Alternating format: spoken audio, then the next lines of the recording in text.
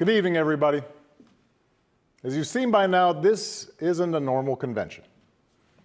It's not a normal time. So tonight, I want to talk as plainly as I can about the stakes in this election. Because what we do these next 76 days will echo through generations to come. I'm in Philadelphia, where our Constitution was drafted and signed. It wasn't a perfect document. It allowed for the inhumanity of slavery and failed to guarantee women, and even men who didn't own property, the right to participate in the political process. But embedded in this document was a North Star that would guide future generations. A system of representative government, a democracy, through which we could better realize our highest ideals. Through civil war and bitter struggles, we improved this Constitution to include the voices of those who'd once been left out. And gradually, we made this country more just and more equal and more free. The one constitutional office elected by all of the people is the presidency. So at a minimum, we should expect a president to feel a sense of responsibility for the safety and welfare of all 330 million of us, regardless of what we look like, how we worship, who we love, how much money we have, or who we voted for. But we should also expect a president to be the custodian of this democracy. We should expect that regardless of ego, ambition, or political beliefs, the president will preserve, protect, and defend the freedoms and ideals that so many Americans marched for, went to jail for, fought for, and died for. I have sat in the Oval Office with both of the men who are running for president. I never expected that my successor would embrace my vision or continue my policies. I did hope, for the sake of our country, that Donald Trump might show some interest in taking the job seriously. That he might come to feel the weight of the office and discover some reverence for the democracy that had been placed in his care. But he never did. For close to 4 years now, he has shown no interest in putting in the work. No interest in finding common ground, no interest in using the awesome power of his office to help anyone but himself and his friends. No interest in treating the presidency as anything but one more reality show that he can use to get the attention he craves. Donald Trump hasn't grown into the job because he can't. And the consequences of that failure are severe. 170,000 Americans dead. Millions of jobs gone, while those at the top take in more than ever. Our worst impulses unleashed, our proud reputation around the world badly diminished, and our democratic institutions threatened like never before. Now, I know that in times as polarized as these, most of you have already made up your mind. But maybe you're still not sure which candidate you'll vote for, or whether you'll vote at all. Maybe you're tired of the direction we're headed, but you can't see a better path yet, or you just don't know enough about the person who wants to lead us there. So let me tell you about my friend, Joe Biden. 12 years ago, when I began my search for a vice president, I didn't know I'd end up finding a brother. Joe and I come from different places, different generations, but what I quickly came to admire about Joe Biden is his resilience, born of too much struggle, his empathy, born of too much grief. Joe is a man who learned early on to treat every person he meets with respect and dignity, living by the words his parents taught him. No one's better than you, Joe, but you're better than nobody. That empathy, that decency, the belief that everybody counts, that's who Joe is. When he talks with someone who's lost her job, Joe remembers the night his father sat him down to say that he'd lost his. When Joe listens to a parent who's trying to hold it all together right now, he does it as a single dad who took the train back to Wilmington each and every night so he could tuck his kids into bed. When he meets with military families who've lost their hero, he does it as a kindred spirit, the parent of an American soldier, somebody whose faith has endured the hardest loss there is.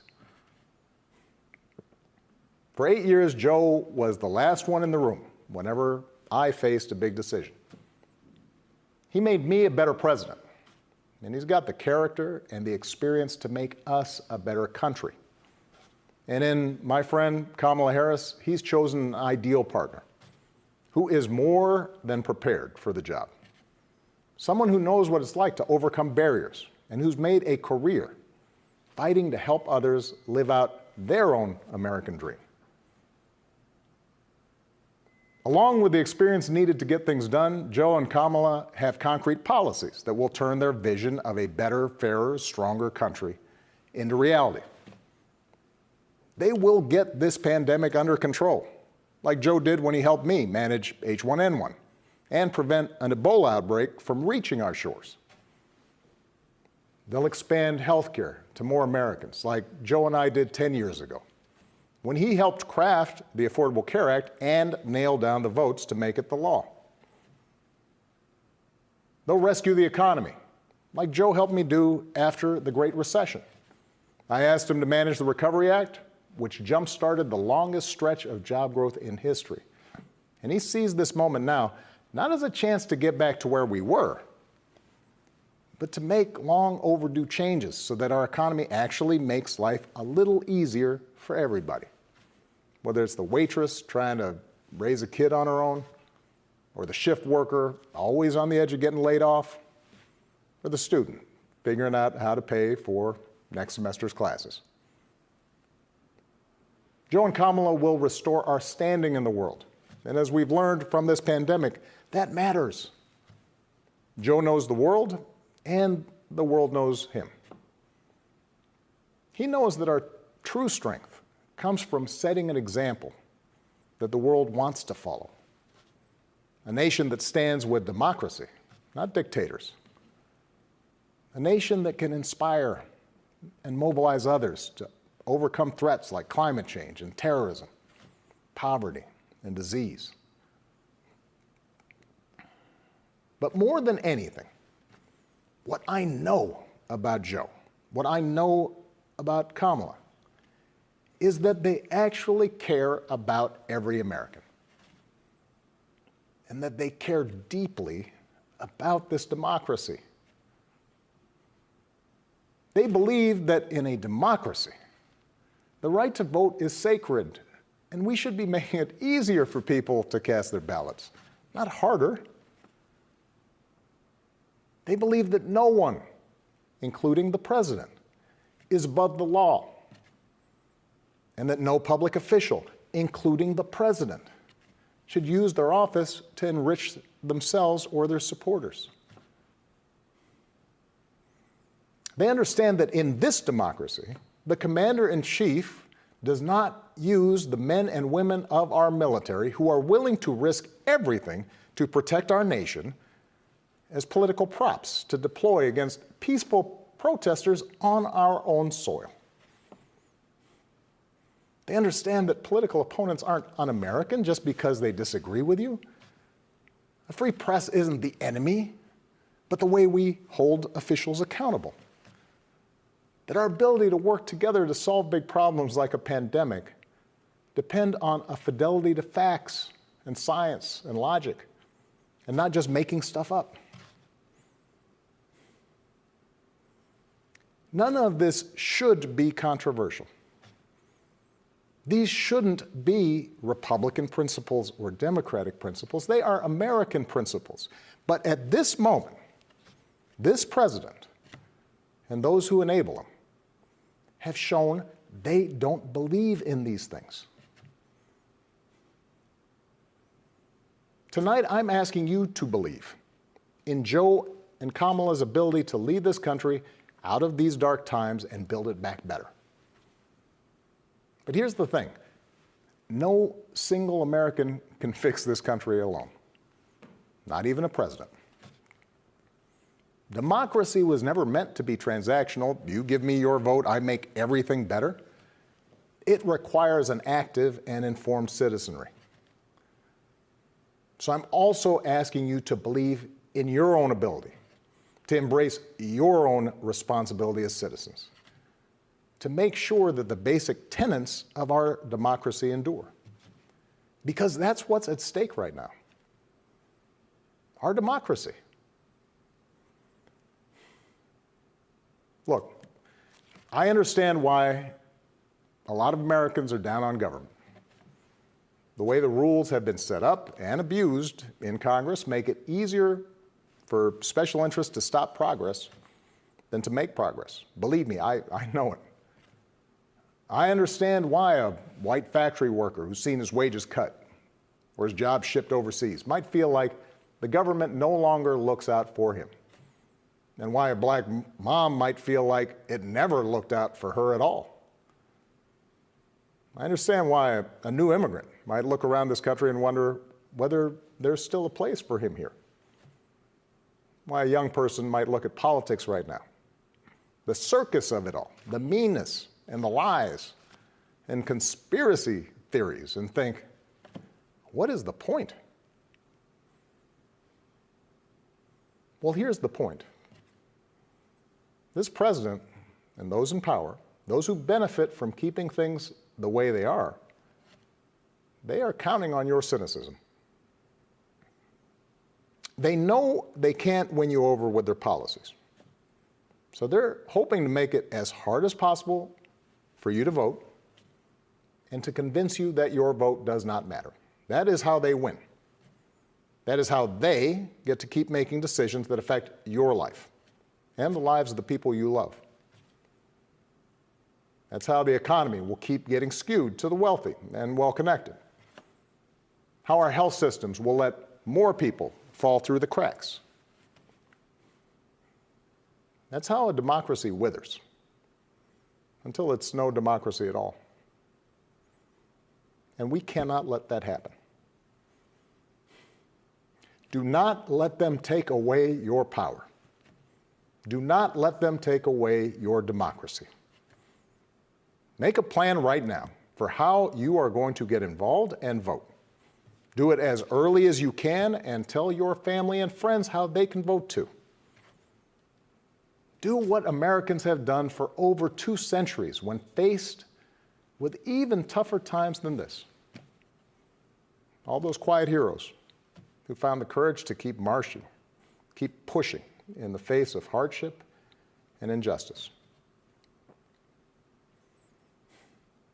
Last month, we lost a giant of American democracy in John Lewis.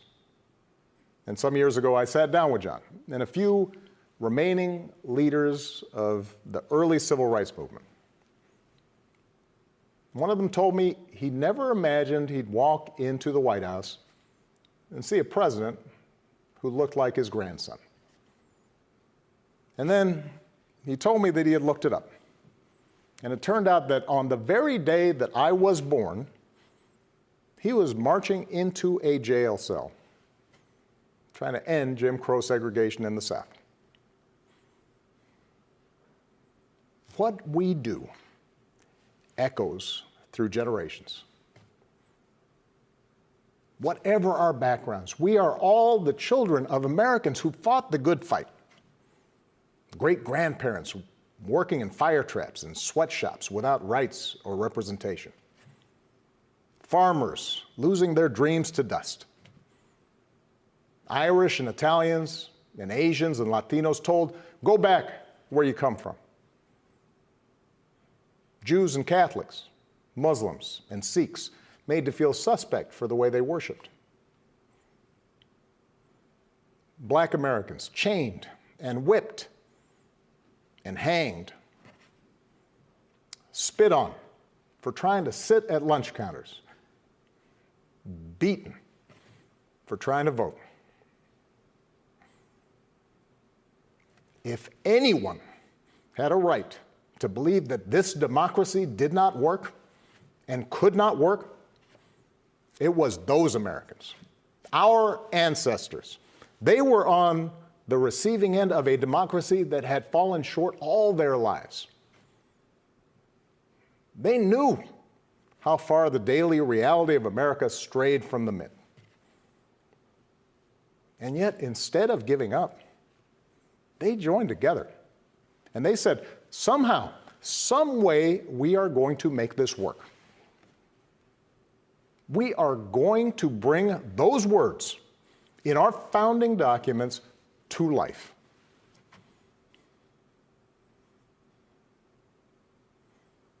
I have seen that same spirit rising these past few years. Folks of every age and background who packed city centers and airports and rural roads so that families wouldn't be separated, so that another classroom wouldn't get shot up, so that our kids won't grow up on an uninhabitable planet.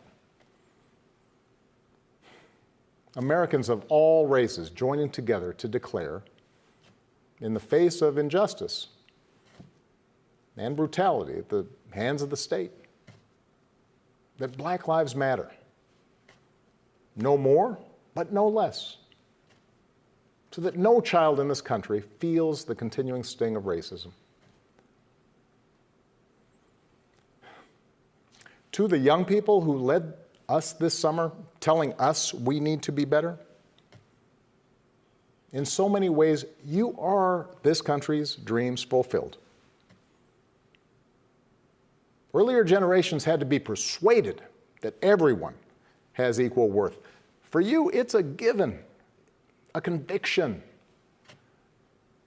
And what I want you to know is that for all its messiness and frustrations, your system of self-government can be harnessed to help you realize those convictions for all of us. You can give our democracy new meaning. You can take it to a better place. You're the missing ingredient.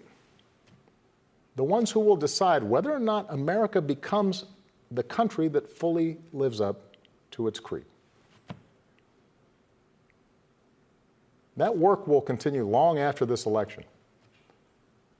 But any chance of success depends entirely on the outcome of this election.